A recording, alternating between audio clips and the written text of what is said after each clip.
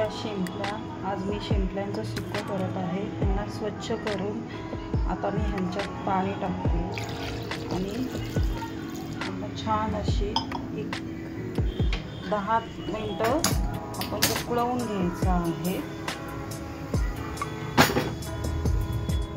10 मिनिटांनी लागते। छान आता अशी उकळी आलेली आहे आणि शिंपल्यांची पोंड सुद्धा उघडली आहे। आता आपण गॅस ऑफ करूया आणि हे गाळून घेऊया। आपण साफ करून घेतलेले आहेत। इथे अर्धा बटाटा घेतला आहे। शिंपल्या शिजवण्याचं पाणी ते मी थोडंसं काढून घेतलं आहे।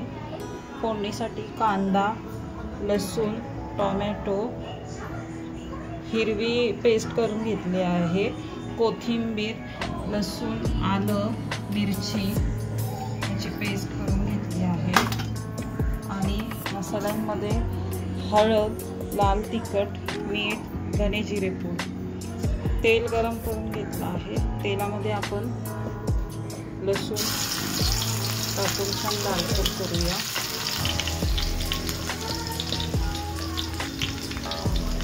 आता त्यात आपण कांदा घालूया।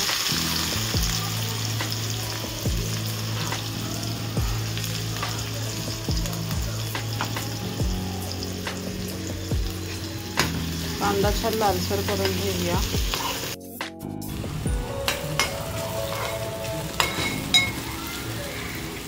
कांदा छान लाल झालाय। आता आपण टोमॅटो घालूया।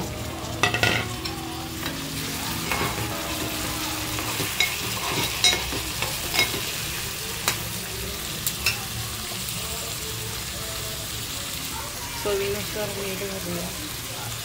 मीठ थोडं कमी घालावं, शिंपल्यांमध्ये थोडा मिठाचं प्रमाण असतं आणि हिरवी आपली वाटण करून घेतलं आहे ते घालूया।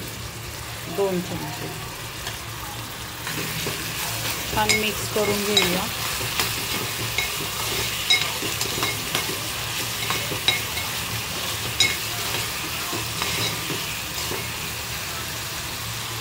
आता यात आपण अर्धा चम्मच हळद,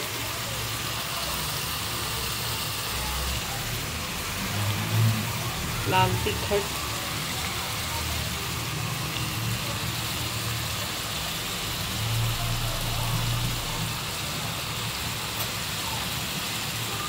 धने जिरे पूड छान एकत्र करून घेऊया। आपण हे शिंपल्या शिजवून घेतलेलं त्याचं पाणी थोडंसं घालूया, जेणेकरून मसाला एकत्र छान होईल आणि तेल सुटेपर्यंत मिक्स करून घेऊया।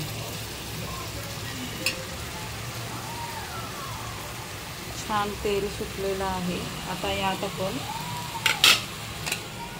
अर्धा बटाटा चिरून घेतलेला तो आणि हे शिंपल्या साफ घेतलेला त्या घालूया। तुम्हाला बटाटा नसेल आवडत, नाही घातला, स्किप केला तरीही चालेल।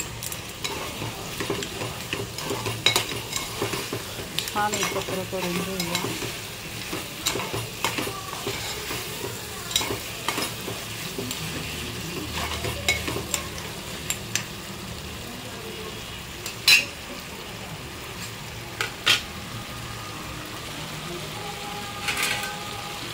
झाकण ठेवून 5 मिनिटं एक वाफ काढून घेऊया। बटाटा सुद्धा आपला शिजलेला आहे। यात आपण आता कोथिंबीर आणि आंबटसाठी आपण ह्यात कोकम घालणार आहे आणि आपली सुक्या शिंपल्यांची रेसिपी रेडी। कोथिंबीर घालूया आणि इथे बांगडा सुद्धा माझा फ्राय झालेला आहे।